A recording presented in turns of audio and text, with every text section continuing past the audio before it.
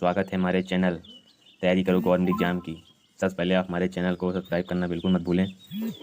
तो आज का हमारा टॉपिक है राज्य के नीति निर्देशक तत्व। तो आइए शुरुआत करते हैं राज्य के नीति निर्देशक तत्व। तो चलिए पढ़ते हैं। भारतीय संविधान में राज्य के नीति निर्देशक तत्व ग्रहण किए हैं, तो वह है आयरलैंड से। राज्य के नीति निर्देशक तत्वों का उल्लेख भारतीय संविधान के किस भाग में है? तो वह है भाग चौथा।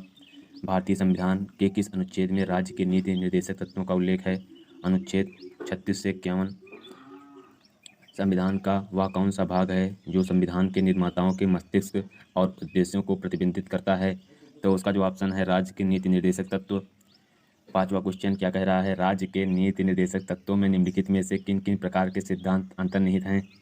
तो वह है उपयुक्त सभी आर्थिक सिद्धांत भी, सामाजिक सिद्धांत और प्रशासनिक सिद्धांत। भारतीय संविधान में राज्य के नीति निर्देशक सिद्धांतों को शामिल करने के पीछे मुख्य उद्देश्य क्या था? तो मुख्य उद्देश्य था कल्याणकारी राज्य की स्थापना करना। संविधान में राज्य के नीति निर्देशक तत्वों को शामिल करने के पीछे क्या उद्देश्य थे? सामाजिक आर्थिक लोकतंत्र की स्थापना। निम्न में से किसने नीति निर्देशक सिद्धांतों को बैंक की सुविधा अनुसार देय उत्तर दिनांकित चेक कहा? तो वह थे केटी शाह। किस संवैधानिक संशोधन अधिनियम राज्य के नीति निर्देशक तत्वों को मौलिक अधिकारों की अपेक्षा अधिक प्रभावशाली बनाया? तो वह था 42वां संवैधानिक संशोधन अधिनियम 1976। Question number 10। भारतीय संविधान का कौन सा अंग समाजवादी व्यवस्था स्थापित करने की प्रेरणा देता है? तो वह है नीति निर्देशक तत्व। अब लेवल 2 के क्वेश्चंस में आते हैं। संविधान में कल्याणकारी राज्य का आदेश दिया जाता है। नीति निर्देशक तत्वों में नीति निर्देशक सिद्धांत हैं, वाद योग नहीं। नीति निर्देशक तत्वों का क्रियान्वयन निम्नलिखित में किस पर निर्भर करता है?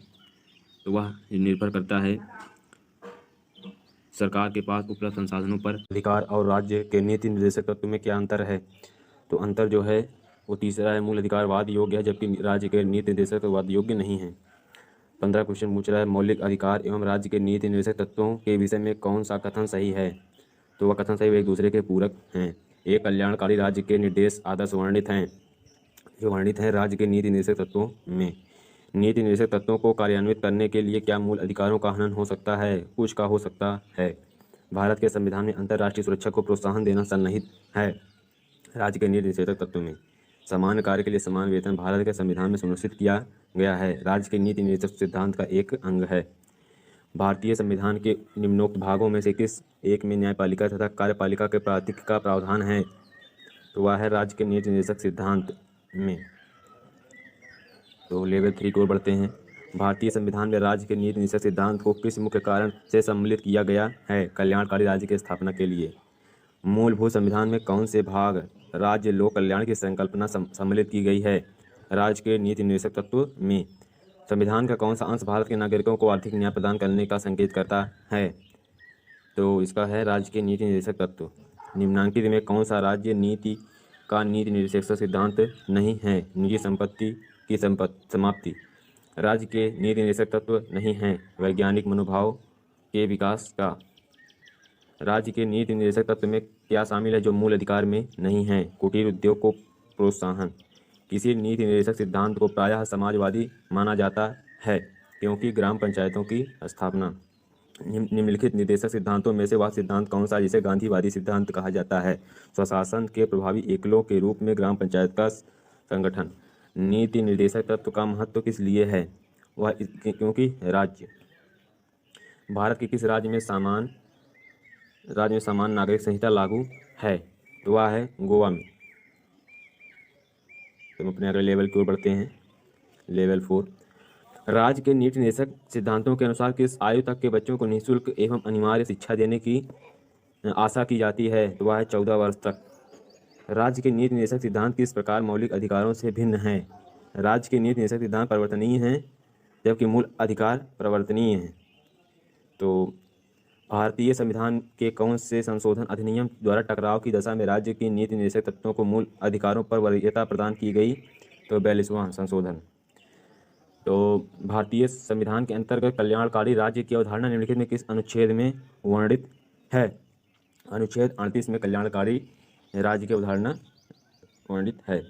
समान न्याय और निःशुल्क विधि सहायता का प्रावधान संविधान की किस अनुच्छेद में है? तो वह अनुच्छेद 39 का ए।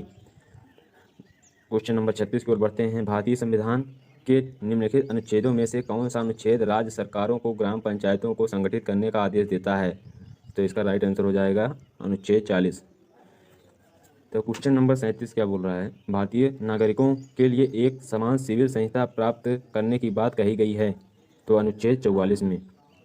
भारतीय संविधान के किस अनुच्छेद में न्यायपालिका का कार्यपालिका से पृथककरण का उल्लेख किया गया? तो वह अनुच्छेद 50। राज्य के नीति निर्देशक सिद्धांतों में से किस अनुच्छेद का संबंध अंतर्राष्ट्रीय शांति और सुरक्षा के संवर्धन से है? अनुच्छेद 51। भारतीय संविधान के किस अनुच्छेद द्वारा निम्न दुर्बल वर्गों को शिक्षा संबंधी सुरक्षा प्रदान की गई है? तो वह अनुच्छेद 46। लेवल 5 की ओर बढ़ते हैं। काम करने के अधिकार को राज्य के नीति निर्देशक तत्वों में सम्मिलित में से किस अनुच्छेद के अंतर्गत रखा गया है? अनुच्छेद 41। तो ये इनको आपको मिलान करना, सम्मिलित करना है। अनुच्छेद 40 ग्राम पंचायत का गठन, ये आपका हो जाएगा ऑप्शन फर्स्ट। अनुच्छेद 41 हो जाएगा काम करने का अधिकार। अनुच्छेद 44 समान नागरिक संहिता। अनुच्छेद 48 कृषि एवं पशुपालन का गठन। अब इसमें पूछ रहा है निम्न में से कौन सा राज्य के नीति निर्देशक तत्वों में शामिल है? तो वह शामिल है दोनों, फर्स्ट और सेकंड दोनों। वो ऑप्शन सही है, फर्स्ट दोनों सही है। निम्नलिखित में कौन सा एक राज्य के नीति निर्देशक तत्वों का उद्देश्य नहीं है? तो जो उद्देश्य नहीं है उनको आपको बताना है। तो इसका जो ऑप्शन हो जाएगा एक धार्मिक राज्य की स्थापना करना। इनमें से कौन राज्य के नीति निर्देशक तत्वों में सम्मिलित नहीं है? तो इसमें ये चीज़ बताना है। सूचना का अधिकार। सूचना का अधिकार राइट आंसर। निम्नलिखित में कौन सा संविधान के 42वें संशोधन द्वारा नीति निर्देशक तत्वों में नहीं जोड़ा गया? तो है सभी नागरिकों के लिए समान आचार संहिता। भारत के कल्याणकारी राज्य होने का विचार पाया जाता है। कल्याणकारी राज्य होने का ए और सी